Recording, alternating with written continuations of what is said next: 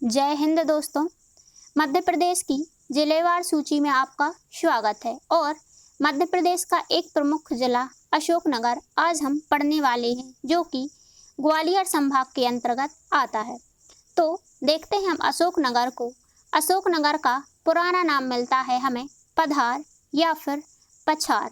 ऐसा माना जाता है कि भगवान श्री कृष्ण यहाँ पर पधारे थे, जिसके कारण इसका पुराना नाम मिलता है हमें पधार।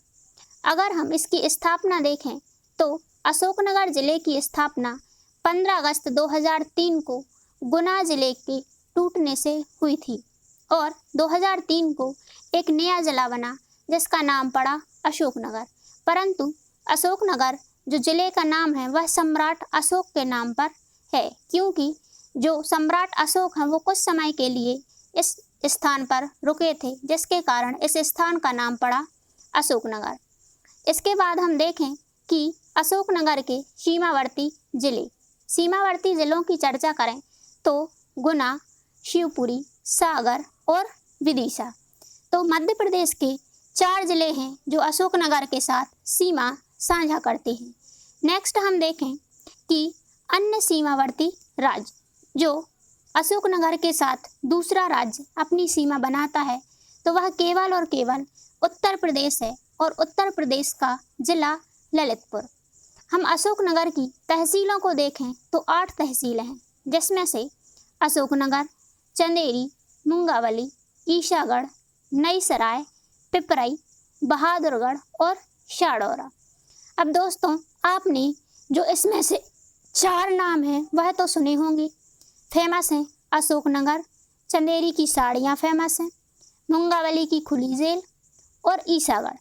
ईशागढ़ जो है, कहते हैं ईश्वर का जहाँ वास हो उसे ईशागढ़ कहा जाता है। अब हम मध्य प्रदेश के मैप की ओर चलें, देखें अशोकनगर की स्थिति। मध्य प्रदेश के उत्तर में जाएं तो हमें अशोकनगर मिलता है। यह जो कलरफुल जिला है यह है हमारा अशोकनगर। और अशोकनगर के साथ सीमा देखें तो यहाँ पर मिलेगा गुना ऊपर मिलेगा शिवपुरी, यहाँ पर सागर और यहाँ पर विदिशा। और दूसरे राज्य के साथ सीमा यहाँ पर उत्तर प्रदेश के साथ लगती है। उत्तर प्रदेश का जिला है ललितपुर। अब हम देखें इसकी तहसीलें मैप में। अशोकनगर की तहसीलें मैप में देखें तो अशोकनगर, साडौरा, नई सराय, ईशागढ़, चंदेरी, पिपरई, बहादुरगढ़ और मुंगावली। यह सभी तहसीलों की चर्चा मैप में हो गई और अशोकनगर के साथ अन्य जिलों की सीमा की चर्चा भी मैप में कर ली। अब हम नेक्स्ट देखें कि अशोकनगर की भौगोलिक स्थिति या भौगोलिक सीमा का निर्धारण करने वाली नदियाँ। तो अशोकनगर के पश्चिम में 2 नदियाँ बहती हैं, जिसमें से एक का नाम है पार्वती और दूसरी नदी का नाम है सिंध नदी। अशोकनगर के पूर्व में सीमा बनाती है बेतवा नदी। अब बेतवा नदी बहुत ही फेमस हो जाती है, क्योंकि बेतवा नदी पर एक परियोजना चल रही है जिसका नाम है राजघाट परियोजना, या फिर इसी का दूसरा नाम है रानी लक्ष्मीबाई परियोजना, जिससे भांडेर नहर निकाली गई है और इससे लाभान्वित जिला हमारा अशोकनगर है। तो अशोकनगर में भांडेर नहर से लाभान्वित जिला है और यह जो भांडेर नहर है यह बेतवा नदी से निकाली गई है। नेक्स्ट हम देखें कि जो पार्वती नदी है, इस पार्वती नदी पर अशोकनगर में स्थित 2 बांध हैं, एक मेल बांध और दूसरा कोच बांध। एक क्वेश्चन पूछा गया है कि पटवारी के एग्जाम में 2017 के कि मेल बांध कौन सी नदी पर स्थित है, तो यह पार्वती नदी पर स्थित है और मध्य प्रदेश के जिले अशोकनगर में। नेक्स्ट हम देखें मिट्टी की चर्चा करें तो जो अशोकनगर है वह बुंदेलखंड पठार के अंतर्गत आने वाला एक जिला है और बुंदेलखंड के पठार में ज़्यादातर मिश्रित मिट्टी पाई जाती है। तो इस अशोकनगर जिले की मिट्टी भी मिश्रित पाई जाएगी। यह फैक्ट लॉजिक आप याद रख लेना। और मिश्रित के अलावा काली और भूरी मिट्टी भी यहाँ पाई जाती है। लॉजिक यही है कि बुंदेलखंड क्षेत्र की मिट्टी है मिश्रित, तो अशोकनगर की मिट्टी भी कैसी है, मिश्रित। नेक्स्ट हम देखें वन, वनों की चर्चा करें तो अब वन मिलेंगे उष्णकटिबंधीय अर्धपर्णपाती। अर्धपर्णपाती की चर्चा करें तो ऐसे वन जहाँ पर वृक्ष आधे पत्ते झड़ा दें और आधे पत्ते वृक्षों में रहते हैं। तो अर्धपर्णपाती से आशय है कि यहाँ वर्षा जो लगभग है 100 सेंटीमीटर से ज़्यादा होती है और यहाँ की वर्षा लगभग 135 से 140 सेंटीमीटर होती है। अब कृषि की चर्चा करें तो कृषि यहाँ पर गेहूँ और चना की होती है। गेहूँ में सर्वाधिक सरवती गेहूँ की पैदावार अशोकनगर जिले में की जाती है। अगर हम उद्योग की चर्चा करें तो अशोकनगर का प्रमुख उद्योग है वस्त्र, जो कि चंदेरी तहसील में स्थित है। चंदेरी की साड़ियाँ बहुत ही फेमस हैं, इसीलिए यहाँ प्रमुख उद्योग है वस्त्र उद्योग। वस्त्र के अलावा मखमल उद्योग, बर्तन और सीमेंट उद्योग भी यहाँ पर फेमस हैं। अगर प्रमुख नृत्य की बात करी जाए तो नृत्य है राई, और राई जो है वह बुंदेलखंड में फेमस है। एक क्वेश्चन और है कि राई जो है, राई का नृत्य जब होता है तो कुछ समय के लिए विराम की अवस्था आ जाती है। एक क्वेश्चन भी पूछा गया है कि राई की विराम अवस्था को क्या कहते हैं। तो दोस्तों, राई की जब विराम अवस्था होती है तो वह कहलाती है श्वांग। इसको भी आप नोट करके लिख लेना। नेक्स्ट हम देखें अशोकनगर की तहसील मुंगावली। मुंगावली के बारे में पढ़ें तो मध्य प्रदेश की पहली खुली जेल का अगर नाम आए तो हमें मुंगावली तहसील को याद रखना है, जो कि अशोकनगर में स्थित है। मुंगावली की पहली खुली जेल का नाम है नवजीवन शिविर। जो नवजीवन शिविर है, यह जो चंबल संभाग के बागी थे उनके आत्मसमर्पण के पश्चात बनवाई गई थी, और उन्हें आत्मसमर्पण करवाने वाले व्यक्ति थे जयप्रकाश नारायण और विनोबा भावे। इस सभी बातों का वर्णन 2 पुस्तकों में मिलता है, जिसमें से एक पुस्तक का नाम है चंबल की बंदूक और दूसरी का नाम है गांधी के चरणों से। तो यह दोनों पुस्तकों से यह स्रोत मिलता है, और यह दोनों पुस्तकें वर्तमान में माधवराव शप्रे संग्रहालय में स्थित हैं।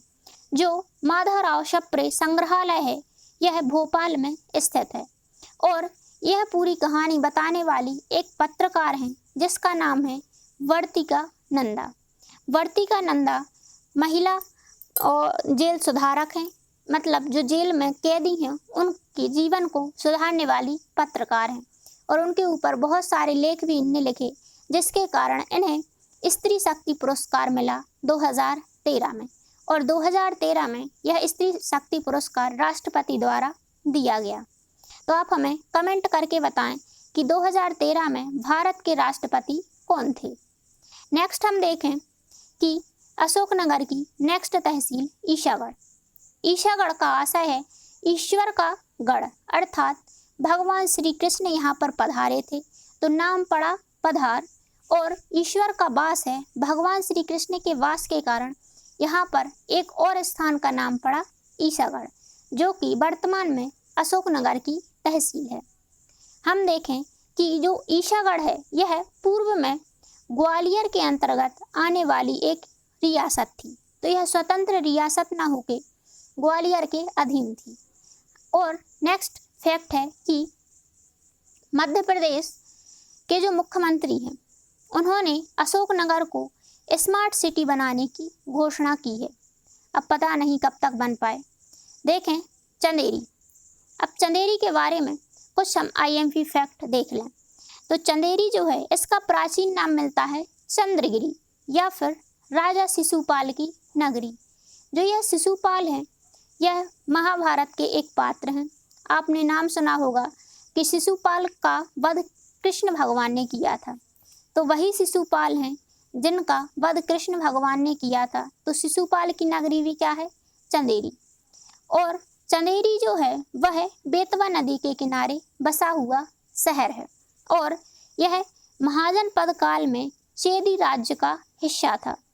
और चंदेरी वर्तमान में साड़ियों और मखमल उद्योग के लिए जाना जाता है, और यहाँ की साड़ियों के लिए GI टैग भी मिला हुआ है।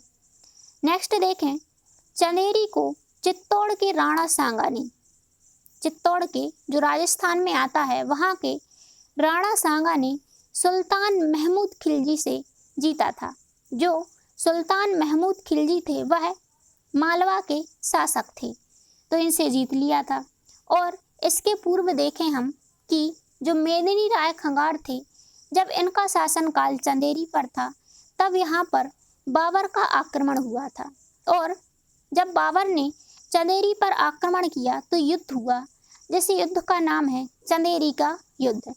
तो बाबर और मेदिनी राय खंगार के मध्य युद्ध होता है और इसमें बाबर की हार होती है।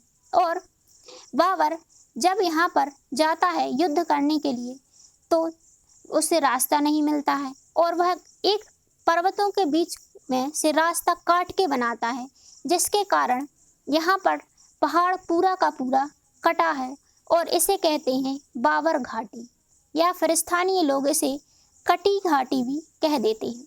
और जिसके बाद युद्ध में इसकी हार भी हो जाती है और जो हमारे मेदिनी राय खंगार थे वह राजा बने रहते हैं। नेक्स्ट हम देखें चंदेरी महल।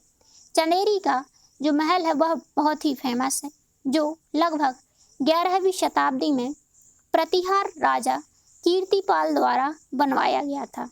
और इस चंदेरी महल में नौखंडा महल, हवा महल, राजा रानी का महल, जिसे राजमहल भी कहा जाता है, यह महल स्थित है। अब आपको याद आ रहा होगा कि सतखंडा महल और नौखंडा महल, तो दोस्तों इसमें कंफ्यूजन नहीं रखना है। नौखंडा महल हमारा है चंदेरी में और सतखंडा महल है दतिया में। और नौखंडा के अलावा हवा महल और राजा रानी महल भी चंदेरी महल में स्थित हैं। नेक्स्ट हम देखें कि चंदेरी का जो किला है, इसमें एक जौहर कुंड भी बनवाया गया है। जब बाबर ने यहाँ पर आक्रमण किया था, तो बाबर के आक्रमण के समय रानियों को डर था कि कहीं बाबर इस महल पर कब्जा न कर ले, तो आनन फानन में ही वहाँ पर 800 रानियों ने यहाँ पर जौहर कर लिया था। तो जौहर कुंड भी स्थित है। नेक्स्ट हम देखें चंदेरी पर बुंदेली शासन भी रहा। जो बुंदेला शासन है, तो शासन को स्थापित करने वाले राजा थे रुद्र प्रताप देव। तो बुंदेला शासन स्थापित हो गया और बुंदेला शासन स्थापित होने के बाद लगभग 1857 की बात है, यहाँ के अंतिम शासक थे मर्दन सहजुदेव बहादुर।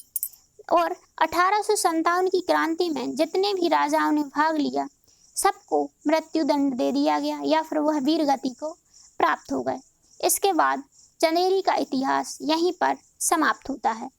और चंदेरी के किले के हम अन्य दरवाज़ों की बात करें तो क्वेश्चन यहाँ से कई बार पूछा गया है कि खूनी दरवाज़ा कहाँ स्थित है। तो खूनी दरवाज़ा ऑप्शन पर डिपेंड करता है, जिसमें से हमारा उत्तर था चंदेरी का किले में। उस ऑप्शन में था चंदेरी का किला। तो यहाँ पर खूनी दरवाज़ा भी है, जिसका वास्तविक नाम है हवा पोंड दरवाज़ा। वास्तव में यह हवा पोंड दरवाज़ा है, जो कि युद्ध के दौरान यहाँ पर बहुत सारा खून बहा, जिसके कारण इसका नाम पड़ा खूनी दरवाज़ा। और यहाँ पर हवापुर दरवाज़ा भी है और कट्टी घट्टी दरवाज़ा भी स्थित है। आप इस चंदेरी के किले को देख पा रहे हैं कि कितना सुंदर है। नेक्स्ट हम देखें चंदेरी के अन्य पर्यटक स्थल। अन्य पर्यटक स्थलों की चर्चा करें तो खिलजी मस्जिद, हजरत रहमान की कब्र और परमेश्वर ताल स्थित हैं। जो परमेश्वर ताल है यह पुरानी चंदेरी में स्थित है। जैसे कि दिल्ली भी है कि नई दिल्ली और पुरानी दिल्ली, वैसे ही चंदेरी है, एक हिस्सा कहलाता है पुरानी चंदेरी और एक नई चंदेरी। तो पुरानी चंदेरी में स्थित एक परमेश्वर ताल है, जो इतिहास की दृष्टि से महत्वपूर्ण है। नेक्स्ट हम देखें कि चंदेरी में एक और चीज़ है जिसे कहते हैं हम संगीत स्मारक। यह संगीत स्मारक बैजू बावरा की समाधि है। बैजू बावरा का पूरा नाम है बैजनाथ मिश्रा, यहाँ पर सुधार लेना, बैजनाथ मिश्रा। नेक्स्ट हम देखें कि यह जो समाधि है वह नौखंडा महल के समीप स्थित है। नेक्स्ट महल है सहपुर का महल। जो चंदेरी का सहपुर का महल है, यह बुंदेला राजाओं द्वारा बनवाया गया था। जब बुंदेला राजाओं का चंदेरी पर शासन हो गया था, तो तो देवी सिंह बुंदेला ने यहाँ पर एक महल बनवाया जिसका नाम रखा शहपुर का महल। परंतु यहाँ पर जो शहपुर तालाब है उसका निर्माण बुंदेला राजाओं ने नहीं करवाया। तो क्वेश्चन बनता है कि शहपुर तालाब का निर्माण किसने करवाया? तो होशंग शाह गौरी के शासनकाल में हैबत निजाम द्वारा शहपुर तालाब बनवाया गया था। अब आप देख सकते हैं कि शहपुर का महल कितना भव्य बनाया गया है। नेक्स्ट हम देखें कि कोशक महल। कोशक महल भी चंदेरी में स्थित है। कोशक महल का नाम मिलता है तावरी-ए-फरिश्ता। अब आपको नाम से ही शो हो रहा होगा कि यह मुस्लिम शासक के दौरान बनाया गया था। तो तावरी-ए-फरिश्ता जो है या फिर कोशक महल, यह सिंहपुर नामक स्थान पर है जो चंदेरी में के अंतर्गत आता है। अब कहानी ये है कोशक महल के पीछे की कि दो राजा थे, एक का नाम था महमूद शाह खिलजी और दूसरे का नाम था सुल्तान महमूद शकरी। दोनों के बीच जब युद्ध हुआ तो युद्ध का नाम पड़ा कालपी का युद्ध। अब जब कालपी का युद्ध होता है तो इसमें विजय होते हैं महमूद शाह खिलजी। जैसे ही महमूद शाह खिलजी विजय हुए तो इस विजय के उपलक्ष्य में महमूद शाह खिलजी ने यहाँ पर एक किला बनवाया जिसका नाम रखा तावरी-ए-फरिश्ता या फिर कोशक महल। यह 3 खंड का महल है और इसके अंदर एक बादल महल दरवाज़ा भी स्थित है जो अपनी नक्काशी के लिए जाना जाता है। दोस्तों, पटवारी का क्वेश्चन यह भी है कि बादल महल दरवाज़ा कहाँ पर स्थित है। तो दरवाजे भी आप लोगों को याद रखना है कि बादल महल दरवाज़ा चंदेरी में स्थित है जो कि कोशक महल के अंदर बनाया गया है। अन्य स्थानों में देखें देवगढ़ का किला। देवगढ़ का किला चंदेरी के समीप है जो बेतवा नदी के तट पर स्थित है। इसका उपनाम मिलता है बेतवा का आइसलैंड और यहाँ पर विष्णु का दश अवतार मंदिर भी स्थित है जो कि बहुत ही पुराना है।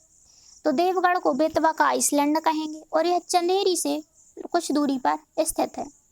ईसागढ़ तहसील का एक गांव है जिसे कहते हैं कदवाया। तो जो कदवाया गांव है वह ईसागढ़ तहसील में आता है और यहाँ पर एक फेमस मंदिर है बीजासन माता का मंदिर और चंदेल मठ भी यहाँ पर स्थित है जो कि कच्चा पगहटा शैली में निर्मित है। तो बीजासन माता का मंदिर भी क्वेश्चन पूछा गया है जो कदवाया गांव में मिलता है, ईसागढ़ तहसील और जिला अशोकनगर। अन्य स्थलों में बात करें तो थवानजी सिधाधा जैन तीर्थ स्थल भी यहीं मिलेगा हमें अशोकनगर में। तो थवानजी सिधाधा याद रखना हमें कहाँ मिलेंगे? अशोकनगर में। नेक्स्ट मंदिर देखें हम श्री शांतिनाथ त्रिकाल चौबीसी जैन मंदिर। ज़्यादातर किताबों में देखें तो त्रिकाल चौबीसी मंदिर ही लिखा मिलता है। अब त्रिकाल देवता तो अपने भोलेनाथ भी हैं, तो इसमें कन्फ्यूजन ना हो कि त्रिकाल चौबीसी मंदिर जो है वह जैन मंदिर है। तो जैन मंदिर में भी कौन सा? श्री शांतिनाथ त्रिकाल चौबीसी मंदिर। तो इसका पूरा नाम याद रखना है कि यह एक जैन मंदिर है। नेक्स्ट देखें उजर इमारत। उजर इमारत या फिर इसका नाम मिलता है बड़ा मदरसा, भी इस अशोकनगर में स्थित है। नेक्स्ट फेमस है बत्तीसी बावड़ी जो कि चंदेरी के समीप स्थित है। बत्तीसी बावड़ी शेर खान द्वारा बनवाई गई थी जो कि गियासुद्दीन तुगलक के शासनकाल में बनाई गई। यह बत्तीसी बावड़ी है जो 32 जोड़ों में अलग अलग यहाँ पर सीढ़ियाँ लगी हुई हैं। नेक्स्ट हम देखें आनंदपुर साहिब गुरुद्वारा। जो आनंदपुर साहिब गुरुद्वारा ईसागढ़ में है यह श्री अद्वैत परमहंस संप्रदाय से संबंधित है। तो गुरुद्वारा याद रखना कि ईसागढ़ का एक गुरुद्वारा है जिसका नाम है आनंदपुर साहिब गुरुद्वारा। नेक्स्ट देखें करीला माता मंदिर। जो करीला माता मंदिर है यह भी अशोकनगर में मिलेगा और यह लव कुश की जन्मस्थली है और यहाँ पर रंग पंचमी का मेला भी लगता है। दोस्तों, अगर आपको मध्य प्रदेश के पूरे मेले एक ही वीडियो में देखने हो तो उसकी लिंक डिस्क्रिप्शन में दी गई है और आपको याद भी हो जाएंगे। नेक्स्ट हम देखें तुमैन। तुमेन जो है वह अशोकनगर का एक ऐतिहासिक शहर है। ऐतिहासिक शहर में मिलता है हमें एक नाम तुमेन, जो कि अशोकनगर के अंतर्गत आता है। उपनाम देखें तो इसे मध्य प्रदेश का प्रयागराज कहा जाता है। प्रयागराज से ऐसा है यहाँ पर 3 नदियों का संगम स्थल होगा। तो तुमेन एक ऐतिहासिक शहर है और इसे राजा मोरध्वज की नगरी भी कहा जाता है। मोरध्वज जो है वह भी महाभारत कालीन राजा थे।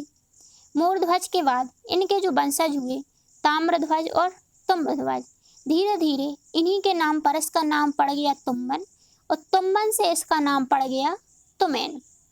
नेक्स्ट हम देखें कि जो तुमेन है, इस तुमेन शहर से गुप्त काल का व्यापारिक मार्ग निकलता था। तो तुम्बन गुप्त काल में भी स्थित था। देखें उज्जैन से रास्ता जाता था भेलसा, वर्तमान का विदिशा, और विदिशा के बाद तुम्बन और तुम्बन से काशी, और यह व्यापारिक मार्ग गुप्तकालीन है। नेक्स्ट देखें किसी तुमेन शहर में माता विंध्यवासिनी का मंदिर है, जो कि बहुत ही भव्य है और बहुत ही फेमस है। माता विंध्यवासिनी का मंदिर हमें मिलेगा तुमेन में, जो कि अशोकनगर के अंतर्गत आता है। यहाँ पर मकर संक्रांति का मेला लगता है। अन्य स्थलों में देखें बलराम मंदिर और चंदेल मठ। नेक्स्ट देखें हम कि जो अशोकनगर जिला है, इसके एक स्थान का नाम है केदारनाथ और दूसरे स्थान का नाम है निहाल देवी। दोस्तों, जब भी केदारनाथ की चर्चा हो आपके दिमाग में आएगा उत्तराखंड, तो ऐसी कंफ्यूजन बिल्कुल भी नहीं रखना। अशोकनगर जिले में भी एक स्थान है जिसका नाम है केदारनाथ और दूसरे स्थान का नाम है निहाल देवी। तो दोनों क्षेत्रों को मिलाकर यहाँ पर वन्यजीव अभयारण्य बनाने की घोषणा की गई है, जो कि प्रस्तावित है और धीरे धीरे बन भी जाएगा। अशोकनगर के प्रमुख व्यक्तियों की चर्चा करें तो पहला नाम मिलता है श्री कृष्ण सरल, जिनकी कविताएं आपने बहुत ही सुनी होंगी, जो राष्ट्रीय भावनाओं से ओतप्रोत थीं और ज़्यादातर इनकी कविताएं क्रांतिकारियों पर थीं और जिसके कारण इन्हें राष्ट्र कवि भी कहा जाता है। इन्हें अन्य उपाधियां भी मिली, जैसे कि जीवित शहीद की उपाधि। इनका एक महाकाव्य भी बहुत फेमस है जिसका नाम है स्वराज्य तिलक, और इनकी जितनी भी कविताएं हैं वो क्रांतिकारी और शहीदों पर हैं, जैसे कि आज़ाद, भगत सिंह, इन पर। तो अन्य उपाधियों में राष्ट्र कवि, भारत का गौरव, क्रांति कवि, क्रांति रत्न, अभिनव भूषण और मानव रत्न, इतनी सारी उपाधियां श्री कृष्ण सरल को मिली हैं। और श्री कृष्ण सरल जी जो हैं, इन्हें मध्य प्रदेश का साहित्य अकादमी पुरस्कार इनके नाम पर जो मध्य प्रदेश का साहित्य अकादमी द्वारा प्रतिवर्ष कविताओं के लिए पुरस्कार दिया जाता है, वह श्री कृष्ण सरल के नाम पर है और यह प्रति वर्ष कविताओं के लिए आवंटित किया जाता है। नेक्स्ट हम देखें गिरिजा कुमार माथुर। गिरिजा कुमार माथुर भी अशोकनगर से संबंधित हैं, जैसे कि श्री कृष्ण सरल थे। तो दोनों का जन्म स्थान अशोकनगर ही है और इनकी एक रचना है गिरिजा कुमार माथुर की, मैं वक्त के हूँ सामने और मंजीरा और धूप के धन। इनकी ये प्रमुख रचनाएं हैं जिनके लिए इन्हें ख्याति प्राप्त हुई और हिंदी का साहित्य अकादमी पुरस्कार इन्हें मिला हुआ है। बिड़ला फाउंडेशन का व्यास सम्मान तथा शिला का सम्मान भी इन्हें मिला हुआ है। ये हमारे गिरिजा कुमार माथुर हैं। इसी के साथ हमारा अशोकनगर जिला समाप्त होता है। वीडियो अच्छा लगा हो तो लाइक करना, शेयर करना और कमेंट भी जरूर करना। धन्यवाद।